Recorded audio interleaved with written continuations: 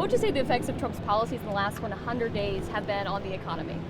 I think we've seen a lot of positive things come out of the first 100 days, and there's still a lot left to be done. Inflation is down, egg prices are down, and we're looking forward to working with Congress on passing things like extensions on the tax cuts, making sure we do no tax on tips, no tax on overtime, and fulfilling the rest of those promises we made on the campaign trail. I think that's one of the biggest. It sounds like a campaign slogan, but it's literally what we've been doing here is we've been keeping all of our promises made, promises kept. I like to tell everyone that this has been one of the easiest jobs I've ever had. I've been working with him for 10 plus years, and it's like we got a honey-do list in November, and we're just checking things off the box. So it's been very transparent. Exactly what the American people voted for is what they're getting. Secure borders. The economy is definitely getting back up to speed after 4 years of slowing down. And we've got an infinite. I don't know what we're going to do for the next 3.5 years. I think we'll go peace deals and trade deals next, and then we'll see what's left. And also kind of going off that, talking about the promises, I mean, how are these programs like DOJ, tariffs, and lowering the workforce, addressing the $36 trillion debt, and also the annual $1 trillion just servicing of that debt? Yeah, I mean, I think you take a look at what the DOJ guys are doing. It's very important in that that is one of the quickest and easiest ways to go ahead and help knock down inflation, right? Reducing that deficit is very, very important. But what I love about it is that there are Democrat politicians, folks on the other side of the aisle for many, many years. Obama, Clinton, they all ran on doing exactly what Elon Musk and the DOJ guys have been up to for the last 100 days. And we hear a lot, especially in regards to things like tariffs, stuff like that. The opponents of the president's agenda, they like to use the word uncertainty. Right? Uncertainty this, uncertainty that. This all comes from folks who benefit from the trade imbalances in our country, right? There are folks in our country who benefit off of there being no manufacturing base. And I say all this to say there's nothing more certain than our agenda. And it is an indictment of the status quo and of the political class in our country that the president showed up on January 20th. He's doing exactly what he said he was going to do. And for some reason, people claim they have no idea what's going on. And that's why we bring, folks like yourselves.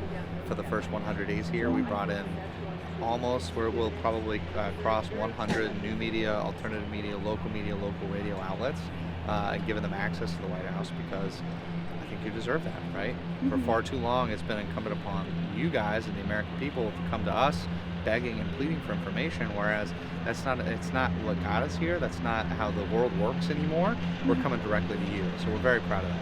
And you kind of mentioned, the word that's kind of been used with tariffs is the word uncertainty. Do you think the long-term goal, obviously economic independence, outweighs that of the potential short-term, which could be rising prices, and maybe just a lower confidence in the economy? Do you think that, long-term would outweigh that potential short-term impact of the tariffs? Well, Rich, what you're looking at is we had a disastrous national security issue that we're solving by doing this. This is a very principled economic decision that puts our safety first. It's unconscionable that we don't make some pharmaceuticals here. We don't make other national security related things like semiconductors, so on and so forth. The list goes on and on.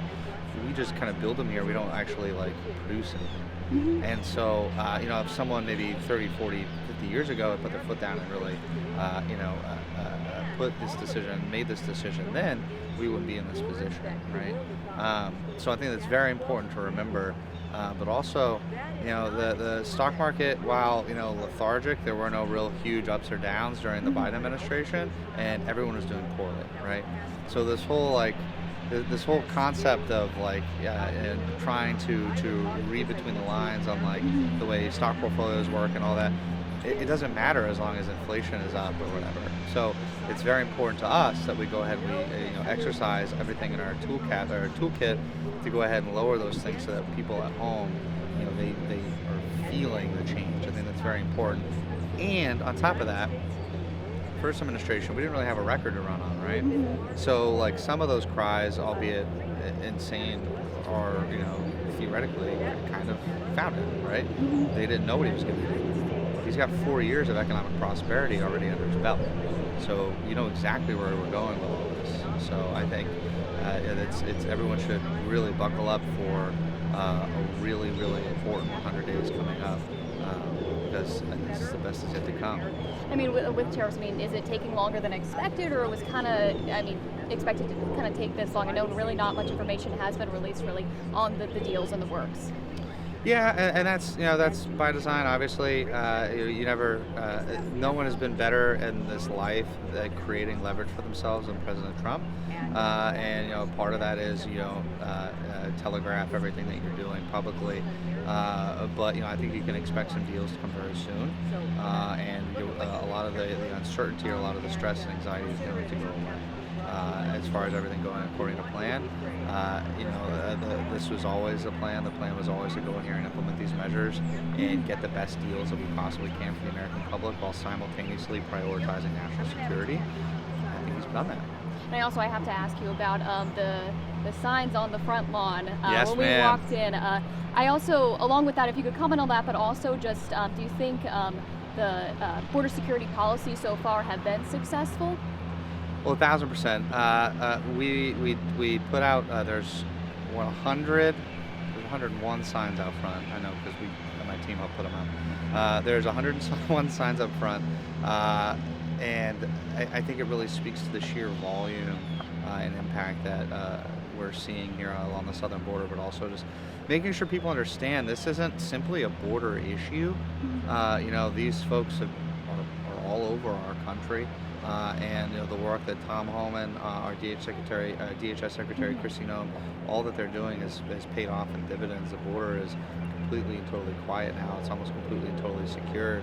And we won't rest until we see every illegal immigrant who's starting with those who committed these heinous crimes removed, and our country, our communities are safe again. And do you have the numbers on what deportations have looked like in the last 100 days? I don't know if you know it off the top of your head, but it's. I don't have it. I think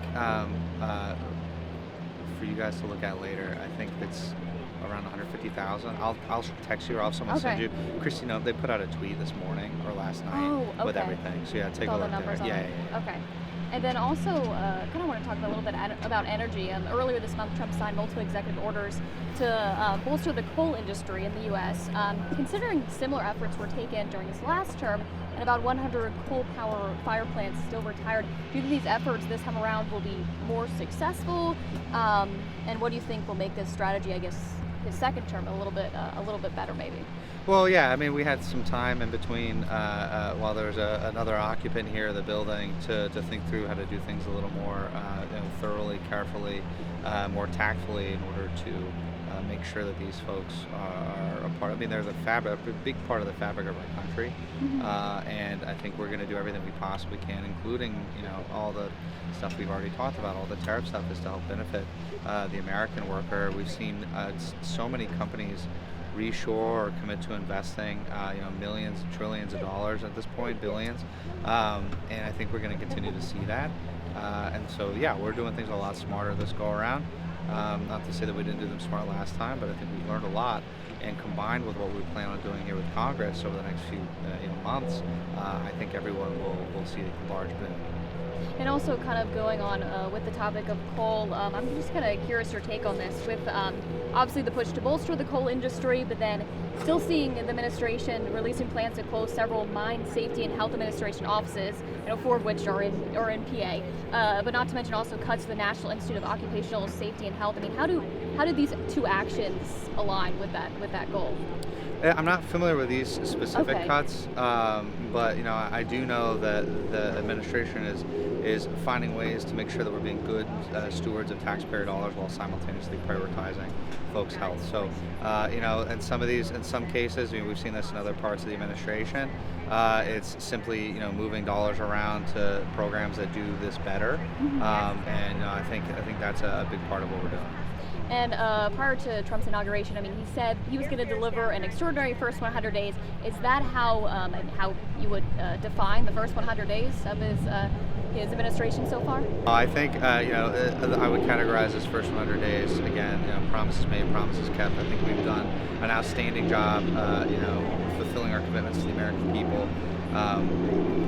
I think, like I mentioned on the uncertainty question, right? There's something very powerful about the level of transparency with which we're operating, combined with the swiftness and ferocity of the actions we've taken.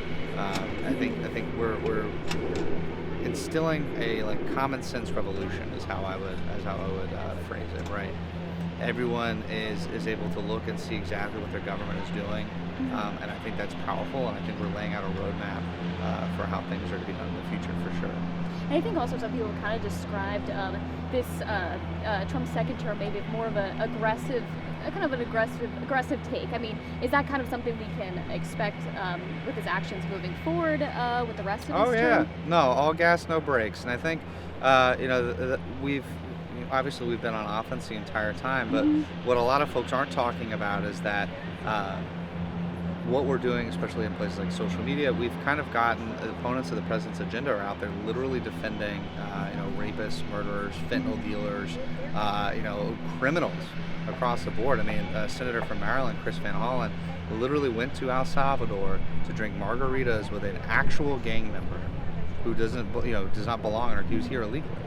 And so these are very unpopular positions. So yes, of course we're going to stay on offense. We're going to stay aggressive in pursuing this America First agenda, because I think it's something that the American people A, voted for, B, are going to see tons of tangible quality of life improvements as a result of. So it's a very long-winded way of answering your question, but we're not stopping anytime soon. I got a 4-month-old at home. We're not stopping both here at home. We're going to keep going.